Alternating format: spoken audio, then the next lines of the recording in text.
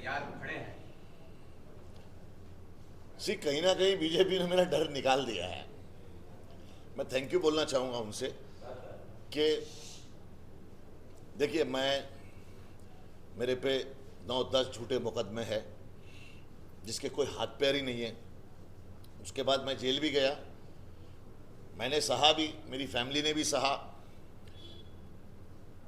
क्या अपने राइट्स के लिए आवाज़ उठाना ये गलत है? ये संविधान में मेरा हक है कि मुझे जो सही नहीं लगता मैं वो बोल सकता हूँ। क्या मेरे बोलने से आपको इतना फर्क पड़ रहा है कि आप मुझे जेल में डाल दे रहे हो? मैं बोलता रहूँगा, मैं फिर आ गया हूँ, मैं फिर बोलूँगा, मैं फिर लड़ूंगा, मैं लड़ता रहूँगा। कम से कम मुझे शर्म तो नहीं आएगी जब मैं सोने जाऊँगा कि यार एजाज, देश में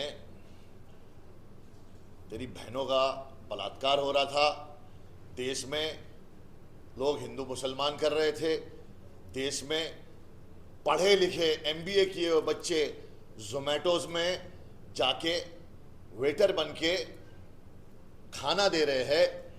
उनके माँ बाप उनको बचपन से अपनी ज़िंदगी सेक्रीफाइस कर दी, अपना खून पसीने का पूरा कमाई निकाला, उसको पढ़ाया। अब वो पढ़ के उस लायक है कि वो कई बड़ी जगह नौकरी कर सके, उसको नौकरी नहीं है, वो जोमेटोज में अपने माँ बाप के सामने खाना लेके देने जा रहा है। उस माँ बाप के दिल पे क्या बीतती है ना, मैं जानता हूँ। मैं भी एक बाप हूँ। अपनी ज़िंदगी की सारी कमाई लगा के उसने अपने बच्चे को पढ़ाया और उसके बाद अगर वो जोमेटोज में जाके खाना दे रहा है ना, वही जोमेटोज वाला इनसे काम करा के इनका इंसेंटिव भी नहीं दे रहा था, मैंने लड़ाई लड़के उनका इंसेंटिव दिलाया। 5,000 बच्चे, वो 5,000 आदमी बोले भाई तुमको ही वोट करेंगे। अभी इन लोग ये बोलेंगे एजाज खान या तो किसी को जिताने आया है या किसी को हराने आया है। मैं खुद यहाँ पे लड़के जीतने आया हूँ, ना मैं किसी को हराने आया हूँ, ना मैं किसी को जिताने आया हूँ। 3 चरण के ऑलरेडी चुनाव हो चुके हैं, तो आपने ये पहले से प्लान बना के रखा हुआ था या सडनली 2-4 दिन में? अरे यार, मैंने प्लान बना के एमएलए का इलेक्शन लड़ा तो इन लोग को लगा यार इसको अंधेरी से आके वहां पे 3,500 वोट मिल गए, निर्दलीय लड़के, जहाँ पे इसको इतनी सारी, ना मुझे पुलिस परमिशन दी, अभी आप लोग देख लेना, ना मुझे पुलिस परमिशन देंगे और मुझे कई चीज़ों में परेशानी आएगी कि कल हो जाओ वहाँ पे, आज ये है, परसों वो है। उसके बावजूद मैं 3,500 वोट लिया था एमएलए इलेक्शन में। अब मैं मेहनत करूँगा क्योंकि इन्होंने मेरे 26 महीने तो ऐसे ही ख़राब कर दिए। 26 महीना मेरे को यूनिवर्सिटी में भेज दिए, दुनिया की सबसे ख़तरनाक जेल, जहाँ पे 600 की कैपेसिटी में 4,000 4,500 लोगों को रखा जाता है। खाना मतलब जानवर नहीं खाए, सोना एक के ऊपर एक आदमी सोता है। तो ये सब चीज़ें मैं देख के आया हूँ, तो अब मुझे डर नहीं लगता। अब मुझे डर नहीं लगता किसी चीज़ से, पहले भी नहीं लगता था, लेकिन अब तो बिल्कुल नहीं लगता, सिवाय मेरे अल्लाह के, मुझे उसको जवाब देना है। और उन्होंने मुझे अंदर से ऐसा फीलिंग दिलवाया है कि अभी छोटी मोटी ज़िंदगी बची है, कुछ अच्छा कर ले, जैसा तू करता था वैसा कर, सेहत है, तंदुरुस्ती है, करूँगा। इसलिए डंबल ले आऊँ कि डंबल निशानी कि एक तो डंबल उठाने के लिए पहले तो दिमाग और ताकत चाहिए और उसके बाद तुम्हारे शरीर में वो जान चाहिए, वो ईमान चाहिए कि तुम उसको उठा सको, उसकी जिम्मेदारी उठा सको और वो तुम्हें सेहत देगा। तो भ्रष्टाचारी जो चोर है, जो लोगों को लूटते हैं, जो गरीबों का खून चूसते हैं, जो गरीबों के नाम पे अपनी रोटी सेकते हैं, उन लोगों के लिए मैं बना के आया हूँ ताकि 100 लोग आ जाए तो मैं उनसे लड़ सकूं और इनके लिए इंसाफ मान सकूं। क्योंकि अब मैं जिस रास्ते पे हूँ वहाँ पे मुझे डराया जाएगा, धमकाया जाएगा, मुझे रोका जाएगा, मेरी फैमिली को परेशान किया जाएगा, मुझे बदनाम किया जाएगा। अब और क्या बदनाम करोगे मुझे? एजाज भाई, हमेशा आप सच बोलते हो और आपके एक डायलॉग भी है कि हमने सच बोला तो हमें जहर पिला दिया गया। तो आप सच बोलते हैं, थोड़ा तरीका अलग है आपका बात करने का, लेकिन आपको लगता है आप टिकट लिए 10 आपके ऊपर झूठे केस में जाके दूसरों को फंसाने की तैयारी में लग गए होंगे आदि लोग? सर लग जाने दो। देखो, वो तो जिल्लो मंतुसा, वो तो इज्जो मंतुसा। इज्जत और जिल्लत अल्लाह के हाथ में है। बोले जाको राके साइया मार सके ना कोई, ये लोग कुछ भी कर ले, ये मेरा कुछ नहीं बिगाड़ सकेंगे। मेरी जो शुरुआत हुई कुरला में, जब मैं गया तो मुझे माओ ने ऐसा वेलकम किया कि हिंदू मुसलमान का गेम ही ख़त्म कर दिए वो। कि एक मेरी माँ यहाँ से आई दाल गोश्त लेके, एक मेरी माँ वह गुजराती, वो भी, और दोनों ने मेरे को दुआएं दी कि एजाज हम तुम्हारे साथ हैं बेटा, हम तुम्हें देखते आ रहे हैं यूट्यूब पे, इस पे तुमने कोरोना में इतना काम किया, तुमने कैंसर के पीड़ित लोगों के लिए काम किया, तुमने हार्ट पेशेंट लोगों के लिए काम किया, तुमने हॉस्पिटल की लड़ाई लड़ी, तुम जेल गए, सब पता है आम जनता को। इसीलिए ये लोग बौखला गए। अब ये लोग अंदर अंदर नीचे से मेरा नाम खराब करने की कोशिश करेंगे। देखो, नाम तुम्हें खुद कमाना पड़ता है, बदनाम तुम्हें ये लोग कर देंगे। इनके पास पूरी टीम है कि आपकी स्थिति केजरीवाल जैसी कर दी है। भाई अभी फिलहाल मेरी स्थिति केजरीवाल से अच्छी है यार।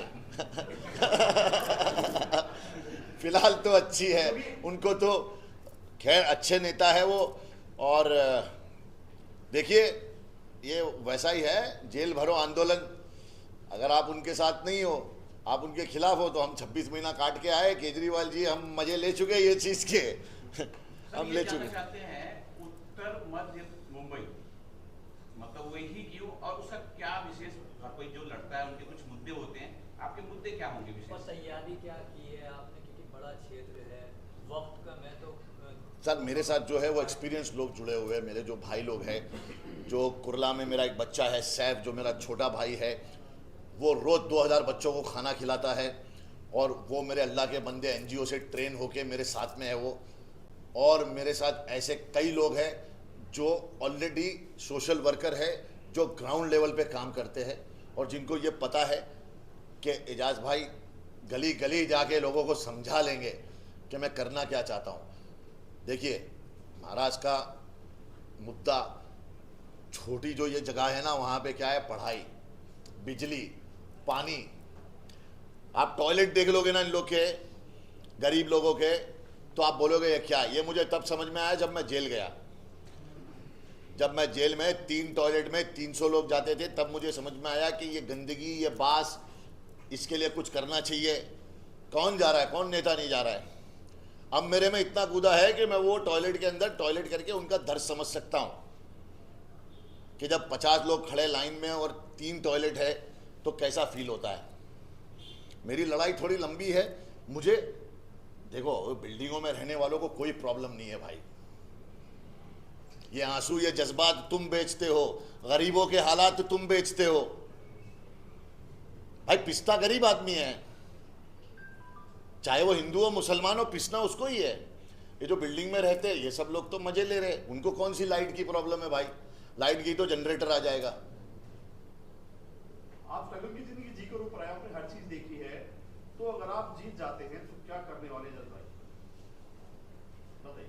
देखिए, पहले तो मैं महिलाओं की सुरक्षा, एजुकेशन, और ये जो गरीबों के जो ये पानी के मसले हैं, ये घरों के मसले हैं, जो बिल्डर्स इनको बेवकूफ़ बना देते हैं, इनकी साइंस लेके एसआरए में इनके घर छीन लेते हैं, इनको अंधेरी से कुरला से पहुंचा देते हैं, कुरला से सीधा पहुंच जाते हैं ये मुमरा,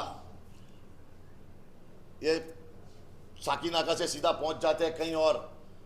मेरे को ये लड़ाई लड़नी है जिसमें बहुत सारे माफियाज और बिल्डर्स मिलके ये काम करते हैं, गरीबों के घर छीन लेते हैं और उन गरीबों को पता नहीं कहाँ पहुंचा देते हैं। उस लड़ाई में कोई भी नेता नहीं उतरता कभी। आप मुझे एक नेता बता दीजिए वो लड़ाई में वो नेता हो, क्योंकि बिल्डर और माफियाज ये दोनों मिलके लैंड गरीबों का ले लेते हैं, जो सालों से वहाँ रहते हैं उनका, और उसके बाद कोई उनके लिए लड़ने वाला नहीं है। वो लड़ाई मुझे लड़नी है। आप अपना आप किसको मान रहे हैं, एनडीए को अपनी चुनौती मान रहे हैं या इंडिया गठबंधन को अपनी चुनौती मान रहे हैं? मैं अपने आप को ही अपनी चुनौती मानता हूँ। मेरे अंदर क्या कमियां है मैं उसको सही करके ये पूरे मेरी टीम के साथ मेहनत करूँगा। मैं देख ही नहीं रहा हूँ लोग कहाँ जा रहे, कौन से नारे लगा रहे, क्या कर रहे। अगर मैं उनको देखने बैठ जाऊँगा तो फिर मैं काम क्या करूँगा। उन लोग मुझे जरूर देख रहे हैं, ये समझ में आ रहा है मुझे। भाई किसी पार्टी ने ऑफर किया, आप निर्दलीय खड़े हुए हैं, किस पार्टी ने आपको ऑफर किया सामने से? किसी पार्टी से लड़ते तो और आसान हो जाता आपके लिए। हाँ, किसी पार्टी को? अरे पार्टी मुझे लेना नहीं चाहती पवन जी। हाँ जी देखिए, पार्टी घोड़ों को रखना नहीं चाह रही, गधों को ही भगाना चाह रही है, जी। और या तो फिर खच्चरों को भगा रही है। घोड़े उनको चाहिए नहीं, क्योंकि घोड़ा भागेगा और जॉकी ठीक नहीं है, घोड़ा भागा तो जॉकी गिर जाएगा। तो इसलिए अंधा राजा और काना सिपाही ऐसा हो गया है। देश को ये लोग क्या कर रहे हैं, देश के चार पायों को पहले हिला रहे हैं। अरे भाई, इंडिया पाकिस्तान की डिबेट हमें क्या करना रे भाई? पाकिस्तान में क्या हो रहा, हमको हिंदुस्तान में क्या हो रहा, उससे लेना देना है हमको। हमारे बच्चों को नौकरी नहीं है, हमारे बच्चों को स्कूल नहीं है, अस्पताल नहीं है। बंबई के अंदर मैंने हॉस्पिटल के लिए काम किया तो मैंने देखा कि महाराष्ट्र के अंदर ऐसे अस्पताल नहीं है जहाँ पे जाए तो आदमी तुरंत इलाज कर पावे। जो गरीब लोग जाते मरी जाते भाई, बाकी सब है कसाई खाने। अंबानी में आदमी जा नहीं पाएगा, गरीब आदमी। वहाँ पे तो ये बड़े बड़े लोग जाते हैं और फिर बिल बनता है उनका, वो 5 स्टार होटल है। उधर कोई भी आता है पीछे के रास्ते से, ये वो बड़ी बड़ी गाड़ियाँ, ऊपर बड़े बड़े रूम है। गरीब आदमी कहाँ जाएगा भाई? वो केम्स में जाता है, इधर जाता है, वहाँ जाता है, तो उसको बोलते हैं अरे आप बैठिए लाइन में, ये फॉर्म भरिए। अरे गाली देने को मन करता है। हमको पढ़ा लिखा होता ये बेचारा गरीब, तो फॉर्म नहीं भर रहा होता, तेरे को सिखा रहा होता तेरी ड्यूटी क्या है। वो तो पढ़ा लिखा नहीं है वो। अब तो उसको फॉर्म दे रहा है हाथ में, अब वो जाके 10 लोगों को पूछ रहा है, भाई साहब ये फॉर्म कैसे भरते, भाई साहब ये बताइए जरा। अब वो आदमी बिजी है, बोलते हैं भाई आगे जा। तो गरीब का तो जो बच्चा है या कोई है वो तो मर जाएगा। तो क्या हो रहा है? मर रहा गरीब है। मुझे गरीबों की लड़ाई लड़नी है। मुझे ये क्या बोलते हैं उसको, upper class, I don't care about them. उन लोग का सब चल रहा है, उन लोग अपना टैक्स भर रहे, खा रहे, पी रहे, चोरी कर रहे, सब कर रहे। I am concern about this people जो अपने हक के लिए रो रहे हैं, मर रहे हैं, और अब इतना रो चुके हैं कि वो अपनी गुहार को भी नहीं उठा रहे। इतना दब चुके हैं वो लोग, इतना दबा दिया। मैं उन लोग की आवाज़ बनना चाहता हूँ, चाहे वो दलित हो, मराठी हो, मुसलमान हो, फलाना हो, ढिमका हो, कोई भी हो, वो हिंदुस्तानी होना मांगता है। कास्ट बेस्ड पॉलिटिक्स काफी चल रही है इंडिया में और काफी ज्यादा आगे बुला रहा है, और सोशल मीडिया पे यूथ भी कहीं ना कहीं इससे काफी भ्रमित हो रहा है। तो इस पर क्या आपकी राय होने वाली है और आप इसे किस तरह से टैकल कर सकते हैं या करने वाले हैं? देखिए, धर्म का धंधा है और हर बंदा उसमें अंधा है। ये धर्म का धंधा है और हर बंदा उसमें अंधा है। ये धर्म का धंधा चल रहा है, मैं उसमें नहीं मानता हूँ। मेरे साथ सागर नायडू चलते हैं, मैं सो जाता हूँ ना तो नायडू जागता है, सागर जागता है। मेरी माँ, उसका नाम है जोहरा बानो। मेरी माँ ने मुझे बड़ा तो किया, लेकिन मुझे मेरी माँ के जैसा प्यार कमला ताई ने भी दिया। वो मराठी है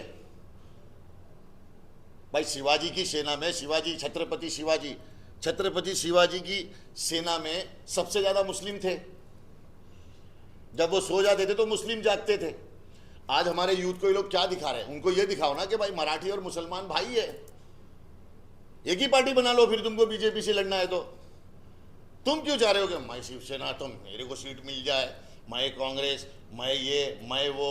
अरे तो तुम सब लोग इनसे लड़ाई लड़ रहे हो, तो तुम सब एक हो जाओ। अगर मराठी और मुसलमान महाराष्ट्र में एक हो जाए तो कोई और जीत सकता है?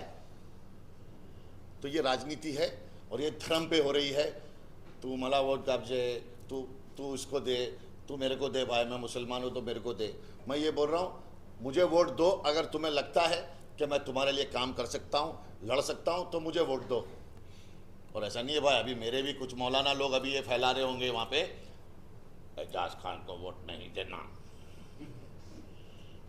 वोट कांग्रेस को देना, क्योंकि हमें ऐसा लगता है एजाज खान वोट काटेगा।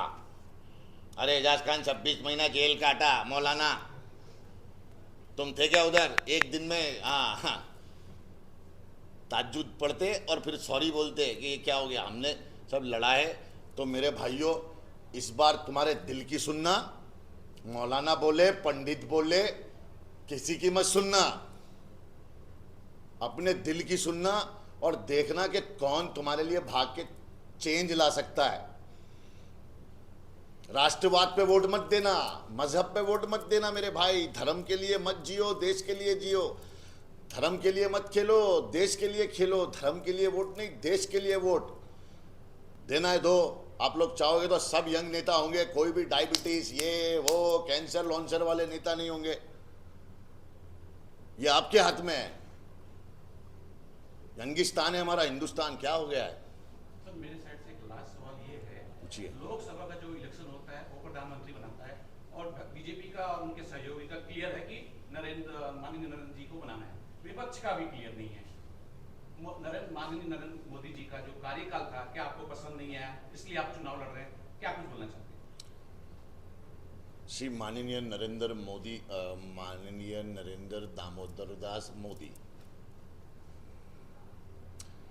वो बोल रहे थे मंगलसूत्र पे कोई बात बोल रहे थे हमारे प्रधानमंत्री जी।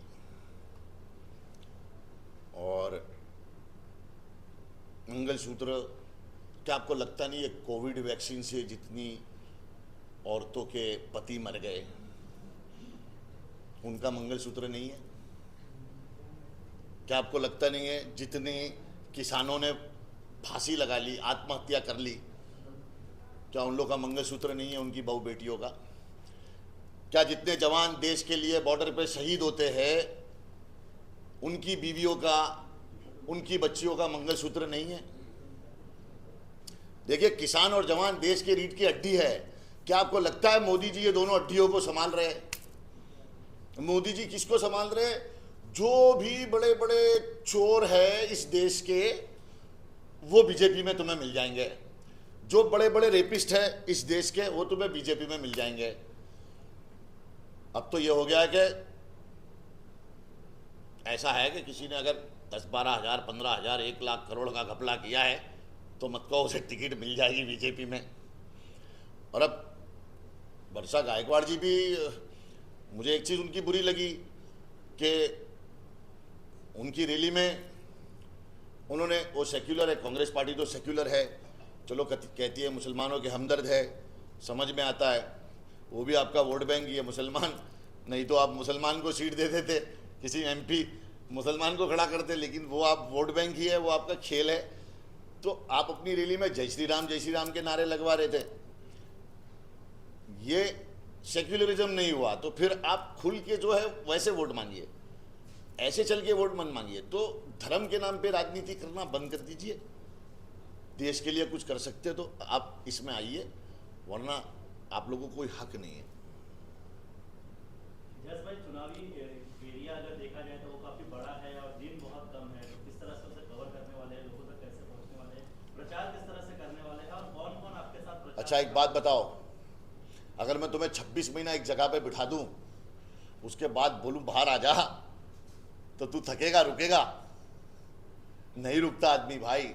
मैं अंदर इतना प्लान बना के आया हूं ना, 6 दिन आदमी एक जगह पे बैठ जाए तो उसको ऐसा निकालेंगे ना तो ऐसा भागेगा। मालूम है, जानवर को गुफा में बंद कर देते, निकालते तो कैसा भागता है वो। अभी शेर को इन लोग ने गुफा में बंद कर दिया था, अब इन लोग खोले शेर को, शेर अभी खाली दहाड़ेगा। मैं कहाँ सोने वाला हूँ भाई, मेरे को तो ऐसे भी इंसोम्निया है। मालूम है, ये बीमारी शाहरुख खान और अमिताभ बच्चन को है, और हमारे प्रधानमंत्री नरेंद्र मोदी जी को भी है, और वॉइस मेरे को भी है। तो अब तू समझ जा। अपनी कंपेनिंग में किसको बुलाना पसंद करते हैं आप? अगर आप कंपेनिंग करेंगे अभी, क्या अकेले करेंगे? ये बहुत बड़ा सवाल है। यार, मैं कैंपेनिंग में बिलीव नहीं करता हूँ कि आप ये स्टार को बुलाइए। ये मेरे सारे स्टार दोस्त हैं, सारे इन्फ्लुएंसर बच्चे मेरे दोस्त हैं। अब क्या मैं इनको बुला के अगर वोट मांगूंगे, मेरे को वोट दो, मेरे को वोट दो, तो मेरा खड़े रहने का मतलब ही क्या हुआ? मैं अपने लेवल पे मेहनत करके वोट लूंगा, बल पे बल अपना बल, इसलिए डम्बल लिया हूं मैं। बल पे बल अपना बल इसलिए लिया मैंने डम्बल, समझे कि नहीं समझे? आई विल फाइट,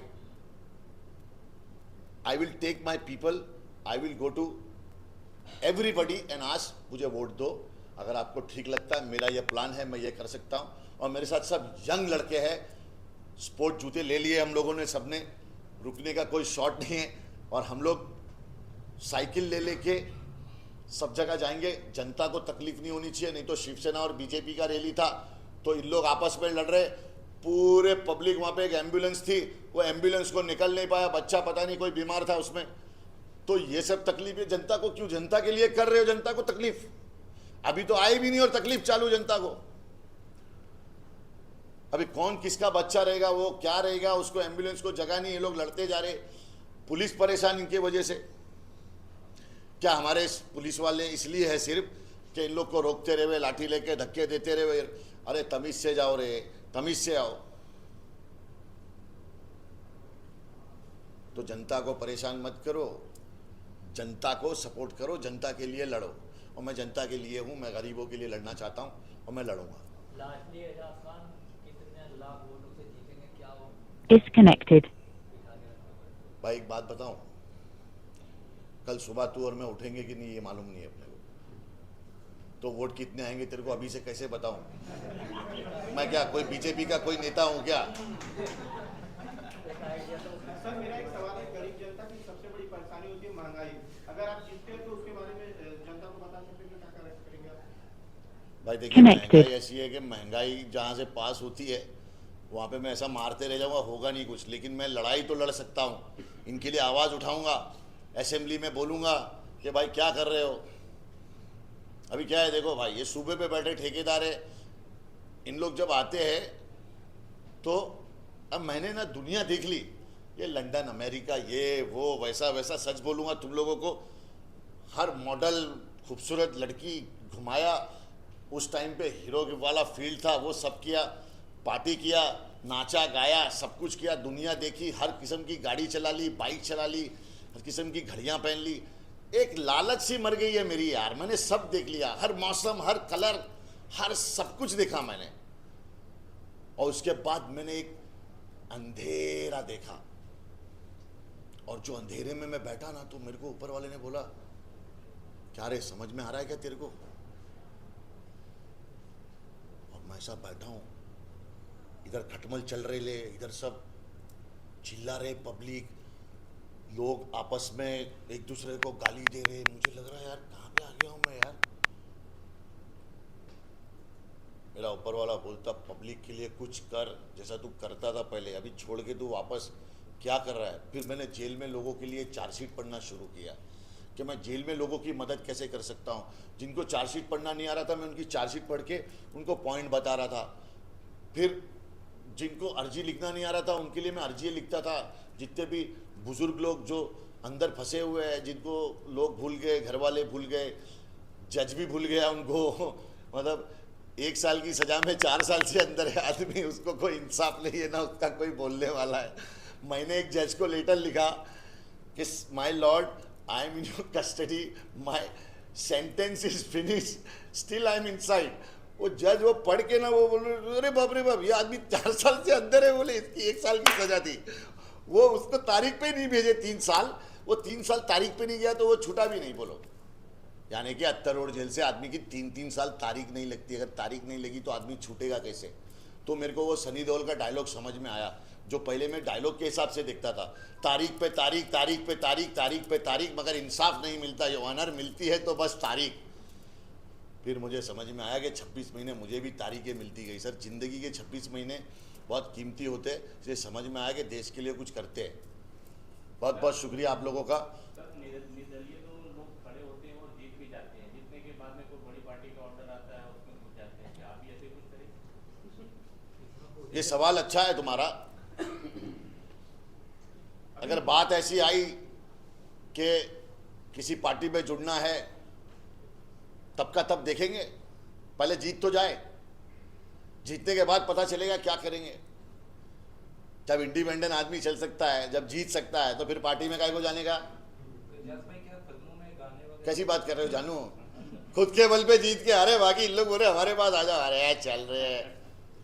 अकेला भी तो आदमी सूट पहन के जा सकता है कि I am here sir, I am also member of parliament. ये तो मेरे भाइयों के हिसाब में है कि भाई ना डायबिटीज है, ना शुगर है, ना कोई बीमारी है अल्हम्दुलिल्लाह, और ना कोई ऐसी कमज़ोरी है, ना कोई डर है कि बीवी बच्चे सब अल्लाह भरोसे छोड़ दिया हूँ मैं।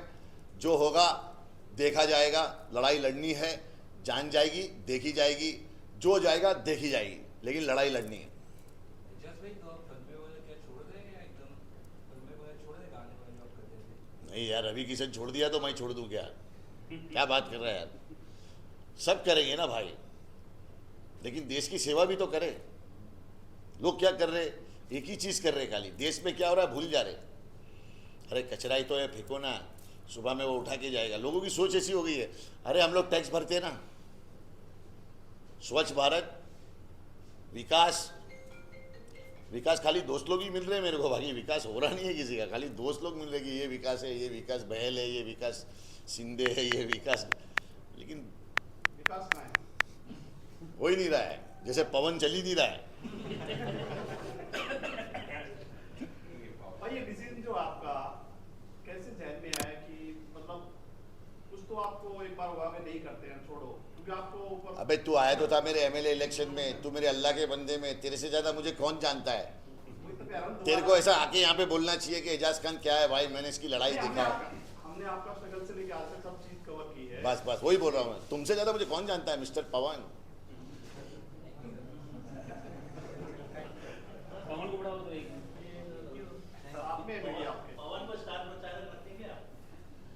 नहीं ये भाई मेरे को 5000 वोट कम आ जाएंगे अगर ये स्टार प्रचारक का। ठीक है फिर थैंक यू यार, चलो भाई बहुत काम है एक कर लो। अब आप लोग के हाथ में।